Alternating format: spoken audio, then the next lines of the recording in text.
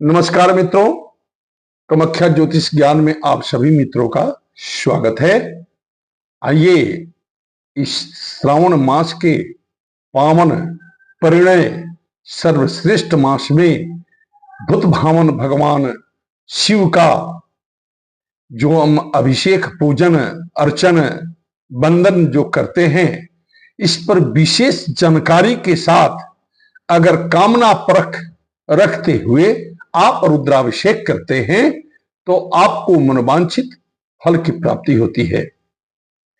जैसे हमारे वेदों में कहा गया है कि वेदः शिवः शिवो वेदः, भगवान ही वेद है, वेद ही शिव है।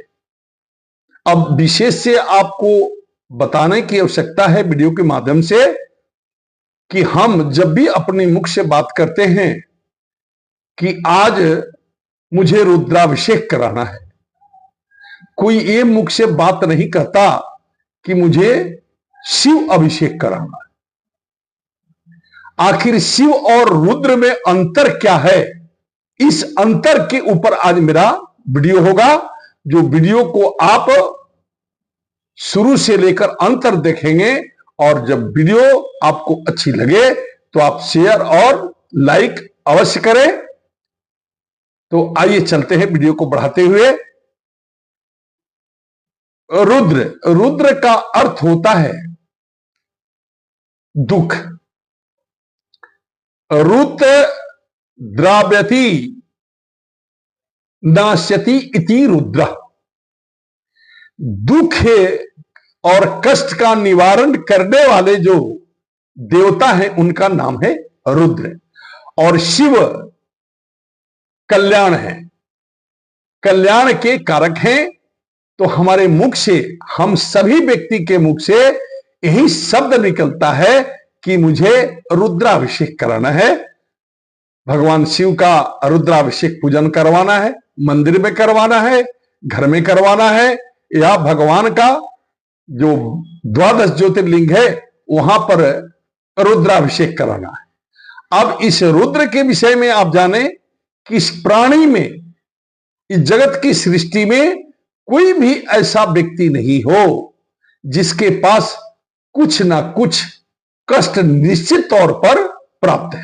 चाहे शारीरिक कष्ट हो या व्यापार में कष्ट हो, बच्चे के पढ़ाई में कष्ट हो, माता पिता को बच्चे के प्रति नहीं पढ़ने पर कष्ट हो, शरीर में अनेकानेक रोग से कष्ट हो, तो ये सारे कष्ट की निवृत्ति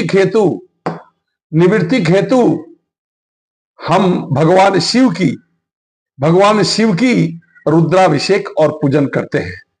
अब आपको वीडियो के माध्यम से मैं बताऊंगा कि श्रावण के इस मास में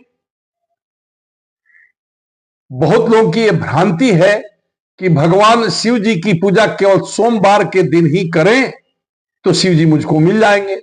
ऐसी बात नहीं है।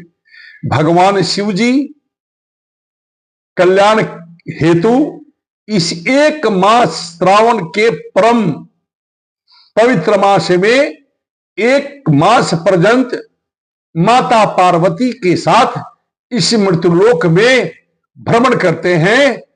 और भगवान शिव की इस सृष्टि में जिस भी मंदिर में जहां जहां लिंग बना हुआ है, या हम अपने घर में मृण्मय लिंग बनाकर जो पूजन करते हैं, वो सारे लिंग में भगवान शिव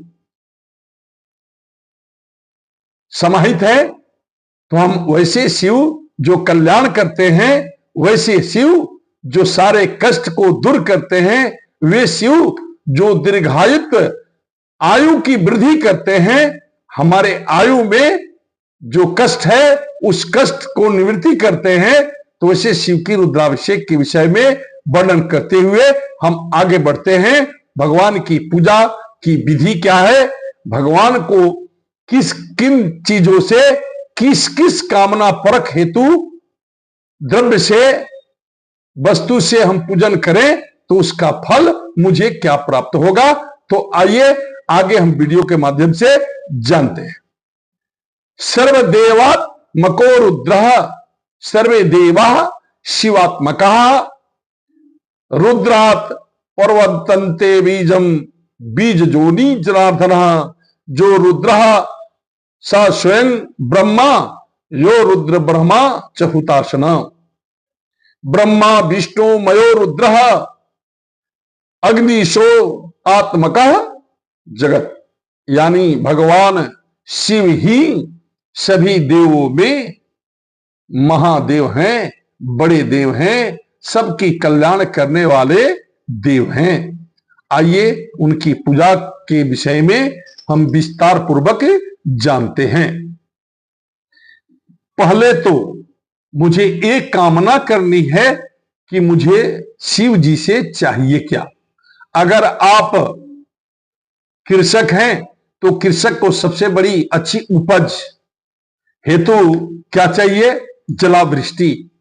तो जल की सुवृष्टि अच्छी हो, मेरा कृषि पैदावार अच्छा हो, उत्तम से उत्तम हो, तो वैसे किसान को, वैसे व्यक्ति को जल के द्वारा अगर भगवान शिव का खडांग रुद्राभिषेक करता है तो निश्चित तौर पर सुवृष्टि होती है और उसका फसल उत्तम से उत्तम होता है।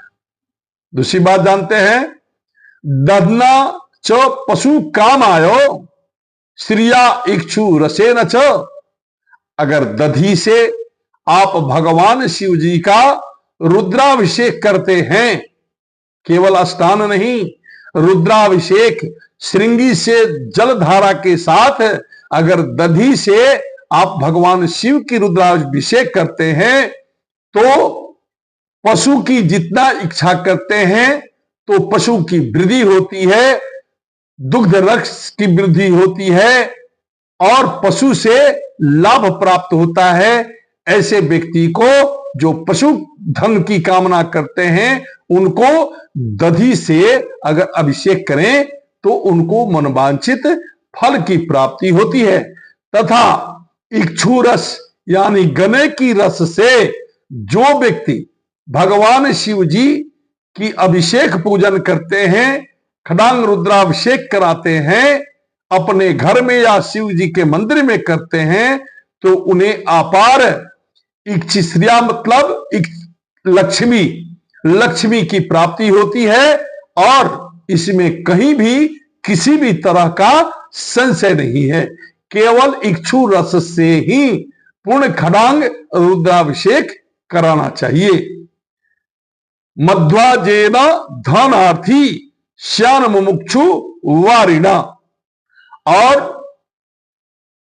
जो स्नान भगवान शिव को बारिश की जल से अगर शिव जी की स्नान कराते हैं, रुद्राभिषेक करते हैं तो उन्हें मनोवांछित फल और अर्थ की प्राप्ति होती है। इसलिए बारिश की जल से भी भगवान शिव का रुद्राभिषेक पूजन किया जाता है।